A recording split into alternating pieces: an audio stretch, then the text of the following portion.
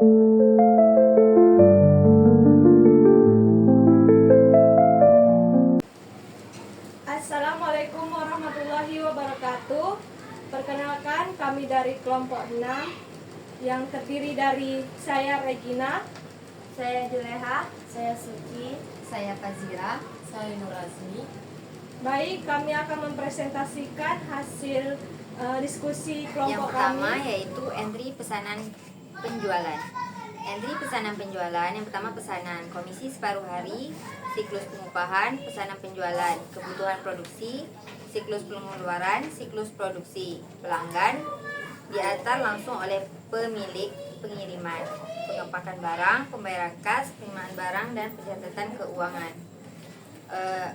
Selanjutnya, flowchart pengiriman, mulai penerimaan pesanan, persiapan barang atau produk, pengemasan, pengiriman, konfirmasi penerimaan, lalu selesai. Flowchart penagihan piutang usaha. Pertama, mulai pemeriksaan daftar piutang, pesan pengingat piutang pada pelanggan, penagihan langsung, pencatatan, lalu metode penagihan. Flowchart penerimaan pembayaran. Pertama yaitu pelanggan menerima uang dan membuat nota penjualan, input penerimaan kas dan pengarsipan nota, cek jumlah uang dengan produk yang sudah terjual dan lakukan pencatatan, nota penjualan, penyimpanan nota pembayaran, menyimpan uang dan disetorkan ke buku tabungan. Selanjutnya ada dokumen terkait yaitu sales order. Sales order maksudnya yaitu surat pesanan penjualan. Di sini ada nama usaha, alamat, nomor HP, tanggal, nama konsumen, dan alamat. Selanjutnya ada packing slip. Ada nama CP alamat, packing list, dan faktur nomor. Selanjutnya bill of lading. Kemudian ada sales invoice. Ancaman dan pengendalian dari UKM kerupuk ini. Berikut adalah ancaman yang dihadapi UKM kerupuk serta upaya pengendalian yang bisa dilakukan. UKM kerupuk dapat menghadapi beberapa ancaman utama, diantaranya adalah tingginya persaingan dengan produsen kerupuk lain, baik dari skala lokal maupun nasional. Persaingan ini membuat konsumen memiliki banyak pilihan sehingga dapat mengurangi pangsa pasar. Jika UKM tidak menawarkan keunggulan yang menonjol, selain itu konsistensi kualitas produk juga bisa menjadi ancaman. Proses produksi yang tidak stabil berpotensi menghasilkan produk dengan kualitas bervariasi yang dapat mempengaruhi kepuasan dan loyalitas konsumen. Ancaman lain adalah gangguan pada rantai pasokan bahan baku, seperti tepung atau minyak. Kesulitan dalam memperoleh bahan baku atau adanya kenaikan harga dapat menghambat produksi dan meningkatkan biaya. Biaya produksi yang semakin tinggi jika tidak diimbangi dengan kenaikan harga jual akan menekankan margin keuntungan. Selain itu, keamanan pangan juga menjadi faktor kritis karena dapat membahayakan konsumen dan mencoreng reputasi bisnis. Perubahan preferensi konsumen seperti tren makanan rendah minyak atau lebih sehat juga bisa menurunkan minat terhadap produk kerupuk. Terakhir, keterbatasan modal seringkali menjadi kendala dalam pengembangan dan inovasi bisnis. Untuk mengatasi ancaman-ancaman tersebut, UKM kerupuk bisa menerapkan berbagai upaya pengendalian. Pertama, penting untuk meningkatkan kualitas produk secara konsisten melalui penerapan standar operasional yang ketat dalam proses produksi serta memberikan pelatihan rutin bagi pekerja mengenai standar kebersihan dan keamanan. Diversifikasi produk juga menjadi strategi penting, misalnya dengan mengembangkan varian kerupuk rendah minyak atau dengan berbagai pilihan rasa untuk menjangkau segmen konsumen yang lebih luas. Dalam menjaga pasokan bahan baku, UKM bisa membangun hubungan baik dengan beberapa pemasok sekaligus untuk mengurangi risiko ketergantungan. Selain itu, pengelolaan biaya secara efisien perlu diterapkan agar margin keuntungan tetap stabil meski terjadi kenaikan harga bahan baku. Untuk pengendalian keamanan pangan, UKM dapat rutin melakukan inspeksi kualitas dan kebersihan pada setiap tahap produksi. Di sisi pemasaran, perlu dilakukan inovasi promosi yang menekankan pada keunikan dan kelebihan produk agar tetap diminati meskipun preferensi konsumen berubah. Keterbatasan modal dapat diatasi dengan mencari peluang pembiayaan seperti program pinjaman atau bantuan dari pemerintah atau lembaga keuangan yang mendukung UMKM. Dengan menerapkan pengendalian ini, UKM kerupuk dapat lebih siap dalam menghadapi berbagai tantangan dan mempertahankan daya saing di pasar. Proses bisnis siklus pendapatan yaitu entry pesanan penjualan. Nah, itu dari mulai pengambilan pesan dari pelanggan. Pelanggan memiliki metode pembayaran yaitu tunai dan kredit. Selanjutnya memeriksa dan menyetujui permintaan pembayaran kredit, memeriksa persediaan, memproses pesanan pelanggan, pesanan dikirim atau diambil pelanggan, lalu selesai. Untuk pengiriman, mulai penerimaan pesan, verifikasi pesanan, mengambil barang, mengapek barang, verifikasi pengepekan, pesanan siap dikirim, menyiapkan pengiriman, memiliki metode pengiriman ke alamat, menginformasi pengiriman, lalu selesai. Penagihan piutang usaha dari mulai kumpulkan informasi pengiriman, kumpulkan informasi penjualan, buat faktur tagihan, kirim faktur ke pelanggan, tunggu pembayaran diterima, catatan pembayaran, lalu selesai. Penerimaan pembayaran mulai pelanggan membayar, metode pembayaran yaitu kas dan transfer bank. Selanjutnya kirim salin faktur ke pelanggan, pelanggan mengambil salinan faktur, terima bukti transfer, terima salinan faktur dan kiriman ke piutang usaha. Bagian piutang usaha menginformasi penerimaan, lalu menerima pembayaran. Terdapat dokumen terkait yaitu ada sales order, packing slip, bill of loading, sales invoice. Nah, untuk ancaman dan pengendalian dari UMKM kerupuk yaitu UMKM kerupuk dapat menghadapi beberapa ancaman utama, diantaranya adalah tingkat persaingan dengan produsen kerupuk lainnya baik dari skala lokal maupun nasional. Persaingan ini membuat konsumen memiliki banyak pilihan sehingga dapat mengurangi pangsa pasar jika UMKM tidak menawarkan keunggulan yang menonjol. Selain itu, konsistensi kualitas produk juga baik bisa diancam. Proses produksi yang tidak stabil berpotensi menghasilkan produk dengan kualitas bervariasi yang dapat memenuhi kepuasan dan loyalty konsumen. Ancaman lain adalah menggunakan pada rantai pasokan bahan baku seperti tepung atau minyak. Kesulitan dalam memperoleh bahan baku atau adanya kenaikan harga dapat menghambat produksi dan meningkatkan biaya. Biaya produksi yang semakin tinggi jika tidak diimbangi dengan kenaikan harga jual akan menekankan margin keuntungan. Selain itu, keamanan pangan juga memiliki faktor kritis karena produk kerupuk harus memenuhi standar kebersihan dan keamanan. Kegagalan menjaga standar ini dapat menyebabkan konsumen dan mencoreng reputasi bisnis. Perubahan preferensi konsumen seperti tren makanan rendah minyak atau lebih sehat juga bisa menurunkan minat terhadap produk kerupuk. Terakhir, terbatas modal sering kali menjadi kendala dalam mengembangkan dan inovasi bisnis. Untuk mengatasi ancaman-ancaman tersebut, UMKM kerupuk bisa menerapkan berbagai upaya pengendalian. Pertama, penting untuk meningkatkan kualitas produk secara konsisten melalui penerapan standar profesional yang ketat dalam proses produk serta memberikan pelatihan rutin bagi pekerja mengenai standar kebersihan dan keamanan. Dan diidentifikasi produk juga menjadi standar strategi penting, misalnya dengan mengembangkan varian kerupuk rendah minyak atau dengan berbagai pilihan rasa untuk menjaga segmen konsumen yang lebih luas. Dalam menjaga pemasok bahan baku, UKM bisa membangun hubungan baik dengan beberapa pemasok sekaligus untuk mengurangi risiko ketergantungan. Selain itu, pengolahan biaya secara efisien perlu diterapkan agar margin keuntungan tetap stabil meskipun terjadi kenaikan harga bahan baku. Untuk pengendalian kemampuan pangan, UMKM dapat rutin melakukan inspeksi kualitas dan kebersihan pada penekanan pada keunikan dan kelebihan produk agar tetap diminati meskipun preferensi konsumen berubah. Keterbatasan modal dapat diatasi dengan mencari peluang pembiayaan seperti produk pinjaman yang bantu dari pemberian atau lembaga keuntungan yang mendukung UMKM. Dengan menerapkan pengendalian ini, UMKM kerupuk dapat lebih siap dalam menghadapi berbagai tantangan dan mempertahankan daya saing di pasar. Baiklah, selanjutnya materinya mengenai proses bisnis siklus pengeluaran. Yang pertama, ekonomi order quantity, EOQ, ekonomi order quantity, EO dan Q.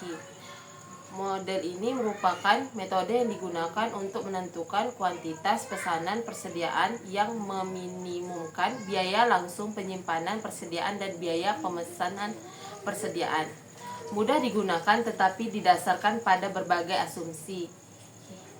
Yang pertama, permintaan diketahui dan bersifat konstan. Yang kedua, lead time, yaitu waktu tunggu antara pemesanan dan penerimaan diketahui dan konstan. Yang ketiga, permintaan diterima dengan segera. Yang keempat, tidak ada diskon. Yang kelima, biaya yang terjadi hanya biaya setup atas pemesanan diketahui dan bersifat konstan. Model EOQ biasa digunakan untuk barang jadi yang dibeli, sedang model ELC biasa digunakan untuk barang yang diproduksi sendiri. Makin besar persediaan berarti resiko penyimpanan serta besarnya fasilitas yang harus dibangun membutuhkan biaya pemeliharaan yang lebih besar juga. Namun di lain pihak, biaya pemesanan dan biaya distribusi menjadi lebih kecil. Ini berarti perlu adanya optimalisasi agar tercapai keseimbangan antara membangun persediaan serta biaya distribusi dan pesanan. EOQ merupakan jumlah yang paling menguntungkan secara ekonomis, di mana berdasarkan gambar di atas, EOQ ini mencari titik keseimbangan antara ordering cost, biaya pemesanan, dan holding cost, biaya penyimpanan. Sehingga pada titik keseimbangan ini dicapai total cost yang paling minimal. Total cost paling minimal pada titik ini dikarenakan pemesanan dengan jumlah ini diperoleh total cost paling rendah saat ordering cost sama dengan holding cost. Baik, yang kedua, material requirements plan.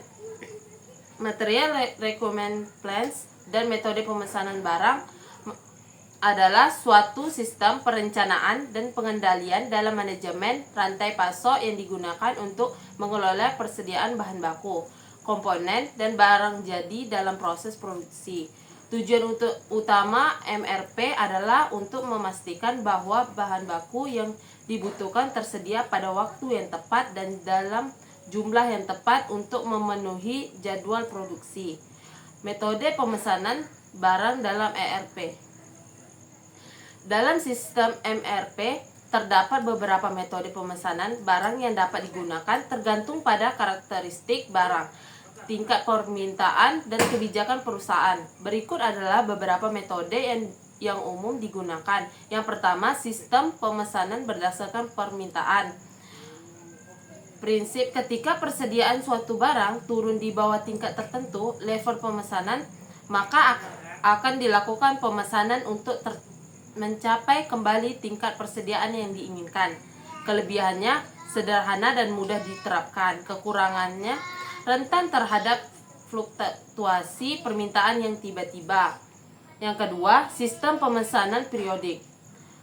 Prinsipnya, persediaan diperiksa secara berkala, misalnya setiap minggu atau bulan. Jika persediaan kurang dari jumlah yang ditetapkan, maka akan dilakukan pemesanan untuk mencapai tingkat persediaan yang diinginkan. Kelebihannya lebih fleksibel dibandingkan sistem pemesanan berdasarkan permintaan. Kekurangan membutuhkan lebih banyak waktu untuk merespon perubahan permintaan. Baik, yang ketiga, sistem pemesanan kuantitas pemesan ekonomis. Prinsip menghitung jumlah pemesan yang optimal untuk meminimalkan total biaya persediaan, biaya pemesanan, dan biaya penyimpanan. Kelebihannya membantu mengoptimalkan biaya persediaan. Kekurangannya membutuhkan data yang akurat tentang biaya pemesanan, biaya penyimpanan, dan tingkat permintaan. Yang keempat, sistem pemesanan, titik pemesanan kembali. Prinsipnya menentukan titik di mana persediaan harus diisi kembali ROP dihitung berdasarkan tingkat permintaan, waktu tunggu pemesan, dan tingkat pelayanan. Kelebihannya membantu menghindari kekurangan persediaan dan kekurangannya membutuhkan perhitungan yang akurat.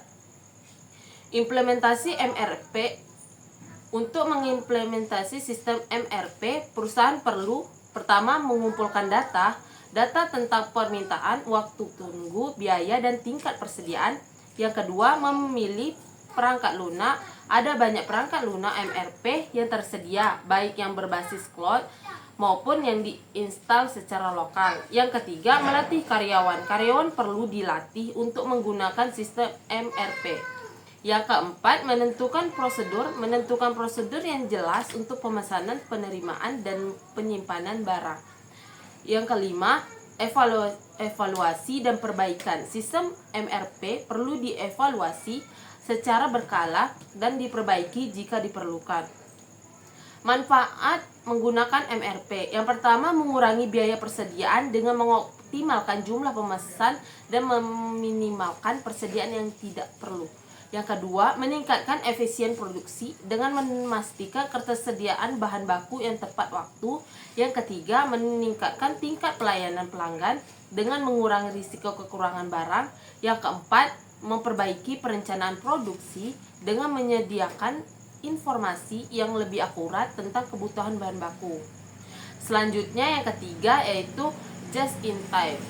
Just in time adalah metode manajemen persediaan yang berfokus pada pengadaan barang dan atau bahan baku hanya saat diperlukan dalam proses produksi. Tujuannya adalah untuk meminimalkan pemborosan dengan mengurangi stok barang yang disimpan di gudang dan memastikan barang tersedia tepat waktu dan jumlah yang tepat dan dengan kualitas yang sesuai. Prinsip utama just in time. Yang pertama, minimalkan persediaan, mengurangi dan bahkan menghilangkan kebutuhan untuk menyimpan persediaan yang berlebihan yang seringkali menambah biaya penyimpanan dan risiko kerusakan. Yang kedua, produksi berdasarkan permintaan. Barang hanya diproduksi atau disimpan jika ada permintaan yang jelas berdasarkan jadwal produksi yang telah ditentukan. Ya, selanjutnya pengiriman tepat waktu. Pengiriman dari pemasok harus dilakukan tepat waktu agar bahan baku saat di pabrik atau fasilitas produksi sesuai jadwal. Selanjutnya, penyelarasan dengan pemasok. Mengharuskan adanya hubungan yang sangat erat antara perusahaan dan pemasok untuk memastikan bahwa barang dikirimkan sesuai jadwal dan kualitas yang tepat. Langkah-langkah implementasi JIT. Yang pertama, perencanaan produksi. Perusahaan merencanakan produksi berdasarkan permintaan pasar yang dapat diprediksi dengan akurat. Produksi dilakukan berdasarkan kebutuhan yang di real time. Yang kedua, pengelolaan rantai pasok. Pengaturan yang ketat dilakukan dengan pemasok untuk memastikan bahan baku dikirim tepat waktu dan dalam jumlah yang sesuai. Yang ketiga, kontrol kualitas. Pengendalian kualitas barang harus dilakukan dengan sangat hati-hati karena tidak ada ruang untuk persediaan yang rusak dan cacat. Selanjutnya, pengiriman dan penyimpanan. Pengiriman dilakukan dalam jumlah kecil namun sering sehingga mengurangi kebutuhan dan ruang penyimpanan dan memastikan efisien dalam penggunaan ruang. Keunggulan just in time. Yang pertama, efisien biaya, mengurangi biaya penyimpanan dan pengelolaan persediaan. Yang kedua, pengurangan pemborosan. Dengan tidak menyimpan barang dan jumlah besar, perusahaan dapat mengurangi pemborosan dalam bentuk barang rusak, kadaluarsa, dan kelebihan stok. Yang selanjutnya, peningkatan kualitas. Fokus pada pengiriman tepat waktu juga mendorong pemasok untuk menjaga kualitas produk agar tidak terjadi keterlambatan atau masalah di jalur produksi. Yang selanjutnya, fleksibilitas, membantu perusahaan lebih responsif terhadap perubahan permintaan pasar karena produksi hanya dilakukan sesuai permintaan yang ada. Kelemahan just in time. Yang pertama, ketergantungan pada pemasok. Sangat bergantung pada pemasok untuk pengiriman yang tepat waktu. Jika ada keterlambatan dari pemasok, seluruh rantai pasokan bisa terhenti, mengganggu produksi. Yang kedua, rentan terhadap gangguan. Gangguan dalam proses produksi atau transportasi dapat menyebabkan terhambatnya jalur produksi. Yang selanjutnya, tidak cocok untuk semua jenis produksi. Lebih cocok untuk produk dengan permintaan stabil dan dapat diprediksi serta yang memiliki pemasok yang andal.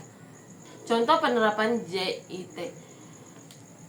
Toyota adalah salah satu contoh perusahaan yang sukses mengimplementasikan sistem just in time pada produksi mobil. Toyota memesan komponen hanya saat diperlukan dan memastikan pengiriman tepat waktu, yang memungkinkan mereka untuk mengurangi stok bahan baku dan meminimalkan pemborosan. Secara keseluruhan, just in time dapat sangat menguntungkan dalam mengurangi biaya penyimpanan dan meningkatkan efisien operasional. Tetapi hanya jika perusahaan dapat menjaga hubungan yang sangat baik dengan pemasok dan mengelola risiko dengan cermat. Yang materi keempat yaitu penerimaan dan penyimpanan barang. Yang kelima yaitu pembayaran terkait dokumen yang terkait, yaitu yang pertama purchase requisition, yang kedua purchase order, ketiga receiving report, yang keempat vendor invoice. Ancaman dan pengendalian terkait UMK kerupuk ikan usaha mikro kecil. Kerupuk ikan memiliki berbagai ancaman yang perlu diidentifikasi dan dikelola dengan baik untuk memastikan keberlangsungan usaha dan kualitas produk. Berikut adalah beberapa ancaman yang umum terjadi beserta pengendalian yang tepat. Yang pertama, kualitas bahan baku.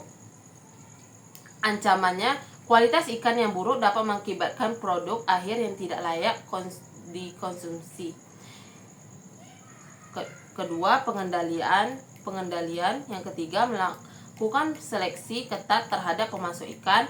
Yang keempat, memastikan ikan segar dengan melakukan pemeriksaan organoleptik. Yang kelima, menyimpan ikan dalam kondisi yang sesuai. Ancaman selanjutnya, kontaminasi produk. Yang ketiga, proses pengelolaan yang tidak tepat. Yang keempat, persaingan pasar. Dan yang kelima, perubahan regulasi. Dan yang terakhir yaitu perubahan regulasi. Yang terakhir ada siklus konversi. Siklus konversi menunjukkan pada serangkaian kegiatan berulang pada aktivitas bisnis dan operasi pengolahan data yang terkait dengan mengubah sumber daya input seperti bahan baku, tenaga kerja, dan biaya overhead menjadi produk yang siap dijual. Siklus konversi melibatkan transaksi yang terjadi ketika input mengalami konfirmasi menjadi barang yang dipasarkan. Proses yang diterapkan dan siklus konversi mengungkap pengungkapan bahan baku, tenaga kerja, dan biaya operasional. Dalam siklus konversi terdapat 4 aktivitas yang dilakukan, yaitu perencanaan produk, perencanaan dan penjadwalan produk, proses produksi atau observasi produk, dan sistem akuntansi biaya. Tahap terakhir dalam siklus produk adalah akuntansi biaya. 3 tujuan utama dari sistem akuntansi biaya adalah: 1. Memberikan informasi untuk merancang, mengendalikan, dan evaluasi kerja operasi produksi. Kedua, memberi data akurat mengenai produk untuk menemukan harga dan bauran. Ketiga, untuk mengumpulkan dan memproses informasi yang digunakan untuk menghitung nilai persediaan dan nilai beban pokok penjualan yang akan dimunculkan dalam laporan keuangan perusahaan. Nah, yang itu pertama ada start, yang kedua mendesain produk kerupuk, yang ketiga menentukan spesifikasi teknik dan produk kerupuk, ketersediaan bahan baku, menghitung anggaran dari produk kerupuk, persiapan produksi, penjadwalan produk kerupuk, pemindahan bahan baku ke tempat produksi, proses produk kerupuk, menghitung pengeluaran produk, hasil produk kerupuk siap, penyerahan barang ke konsumen atau departemen, dan yang terakhir selesai. Ketiga ada ancaman pengendalian. Ancaman pengendalian terbagi menjadi 3, yaitu kerusakan bahan baku, kerusakan ikan dan bahan tambah dapat mempengaruhi kualitas produk. Yang kedua, kontaminasi bakteri, virus atau zat kimia yang dapat mempengaruhi keamanan produk. Ketiga, keterlambatan pengiriman bahan baku. Keterlambatan pengiriman baku dapat menghambat proses produk. Dan yang keempat, kesalahan produk. Kesalahan proses produk dapat mempengaruhi kualitas produk. Yang kelima ada pengeluaran biaya yang tidak dikontrol. Pengeluaran biaya yang tidak dikontrol dapat mempengaruhi keuntungan UMKM. Keenam ada kualitas produk yang rendah. Kualitas produk yang rendah dapat mempengaruhi kepuasan pelanggan. Ketujuh, kehilangan data produk. Kehilangan data produk dapat mempengaruhi pengambilan keputusan. Selanjutnya ada proses bisnis siklus penggajian.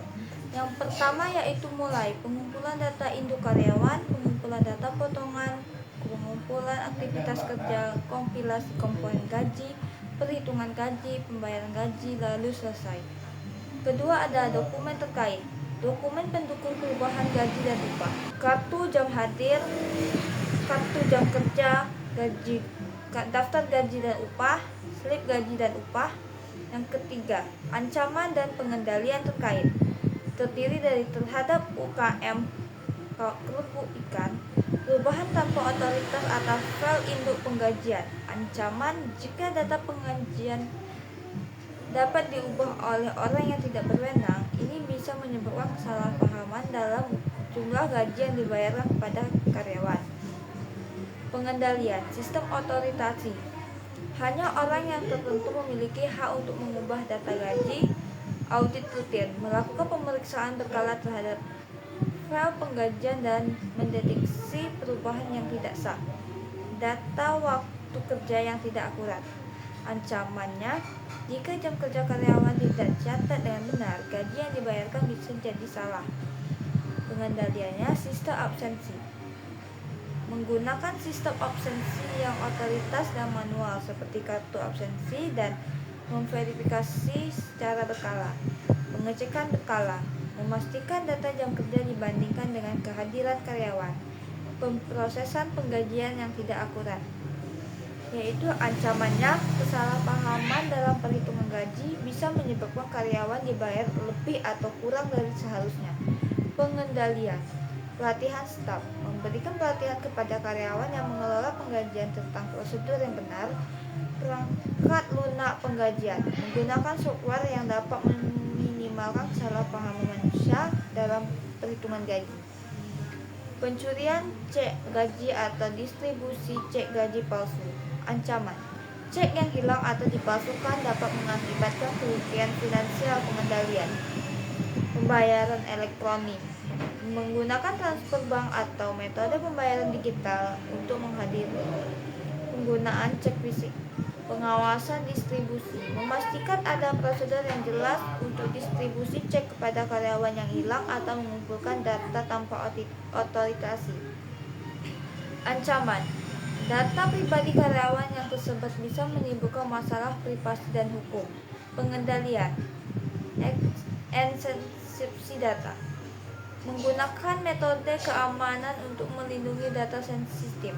Batasan akses, hanya orang yang berwenang yang dapat mengakses informasi pribadi karyawan. Kegagalan dalam melakukan pembayaran, ancamannya jika gaji tidak dibayar tepat waktu. Ini bisa merusak hubungan dengan karyawan. Pengendaliannya yaitu penjadwalan pembayaran, menetapkan waktu yang jelas untuk pembayaran gaji. Cadangan dana, menyiapkan dana cadangan untuk memastikan pembayaran tetap dilakukan walaupun ada kendala. Kesimpulannya, sistem informasi akuntansi merupakan alat penting dalam mengelola informasi keuangan suatu organisasi. Sistem informasi akuntansi membantu dalam mengumpulan, penyimpanan, dan pemrosesan dan penyajian data akuntansi yang akurat dan tepat waktu. Hal ini mendukung pengambilan keputusan yang lebih baik, mengingat efisiensi operasional dan memastikan kepatuhan terhadap regulasi yang berlaku. Dalam adanya sistem informasi akuntansi, perusahaan dapat mengurangi risiko kesalahan manusia, mengingatkan transaksi, dan memudahkan audit. Sarannya, yang pertama, meningkatkan pelatihan pengguna. Organisasi harus menyediakan pelatihan yang memadai bagian penggunaan sistem informasi akuntansi, memastikan mereka memahami cara menggunakan sistem secara efektif. Yang kedua, membaurkan teknologi sesuai pembaruan perangkat lunak untuk menjaga keamanan data dan meningkatkan fungsionalitas sistem. Yang ketiga, interaksi sistem. Dengan interaksi ini, perusahaan seperti sistem manajemen sumber daya manusia dan manajemen rantai pasca untuk meningkatkan aliran informasi. Keempat,